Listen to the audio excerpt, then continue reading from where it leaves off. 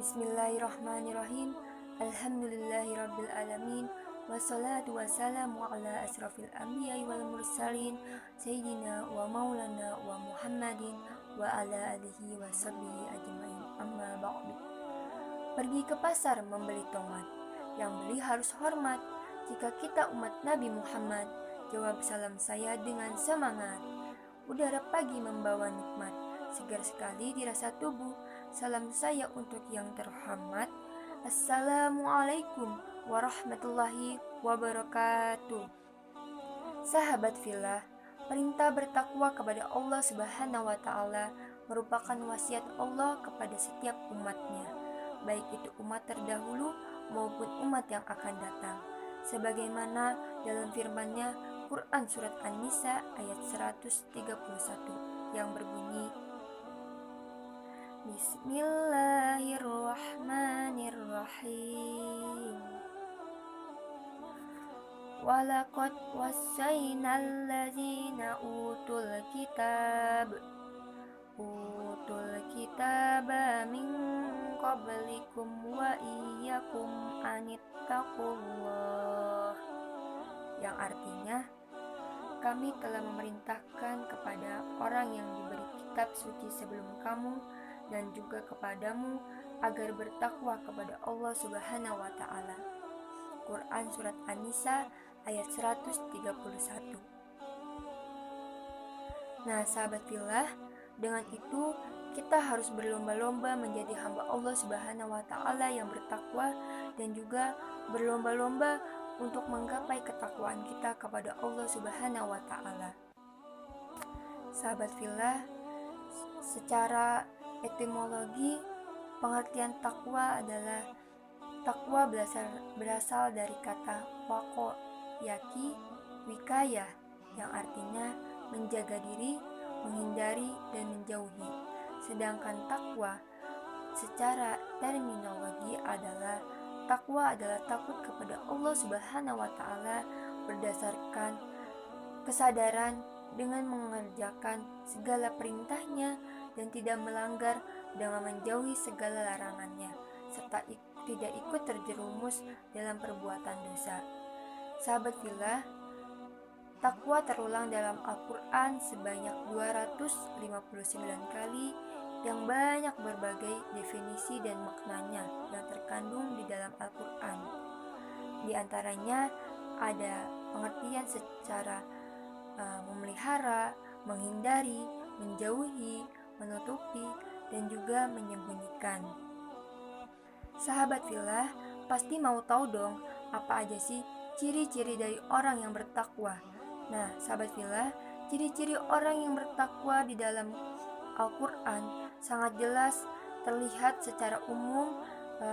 Kita mengambil dari Quran surat Al-Imran ayat 133 sampai 135, yaitu yang artinya, dan bersegeralah kamu kepada ampunan dari Tuhanmu dan kepada surga yang luasnya seluas langit dan bumi, yang disediakan untuk orang-orang yang bertakwa, yaitu orang-orang yang menginfakkan hartanya baik di waktu lapang maupun sempit, dan orang-orang yang menahan amarahnya dan memaafkan segala kesalahan orang.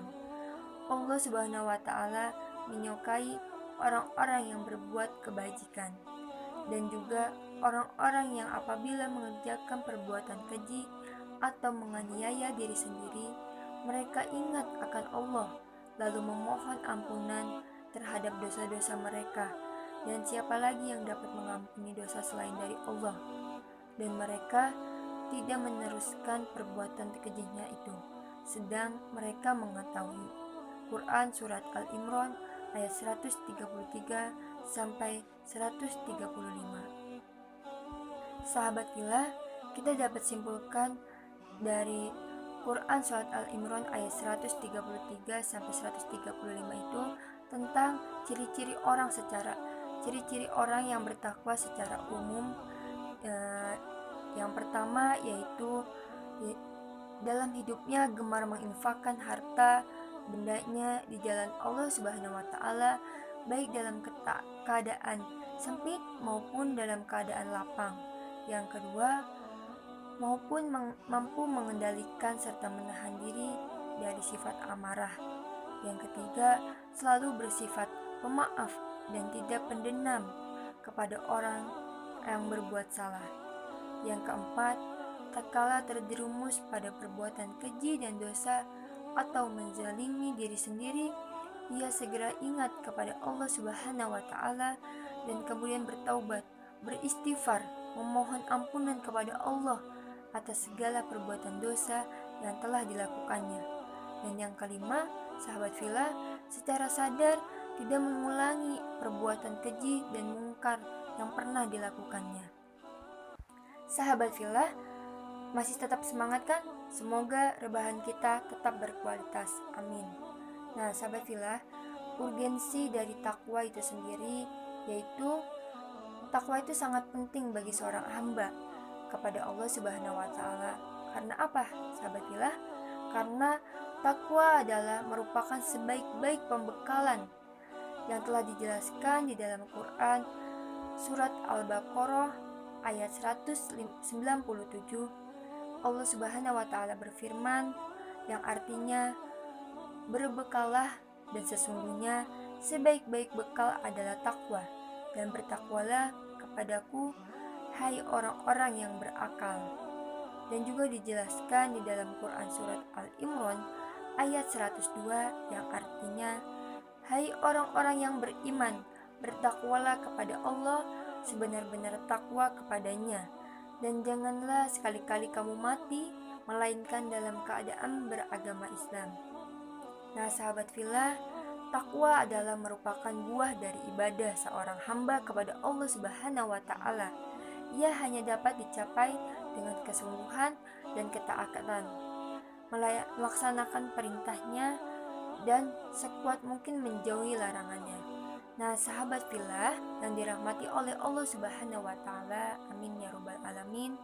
Jadi, ketika kita mau menggapai takwa kepada Allah Subhanahu wa taala, tidak dengan cara yang sia-sia, dengan cara berleha-leha, tetapi dalam menggapainya kita harus bersungguh-sungguh dalam ketaatan, dalam menggapai ketakwaan kita kepada Allah Subhanahu wa taala.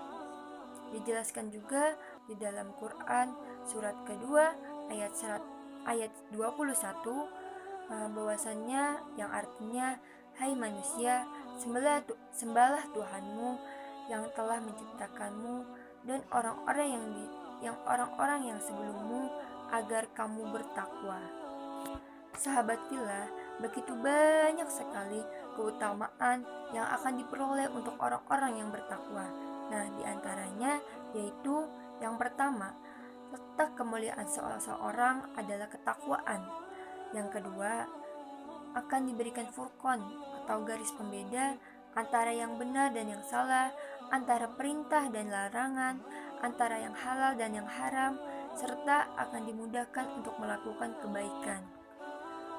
Yang ketiga, akan dihapuskan segala dosa yang diampuni semua kesalahannya.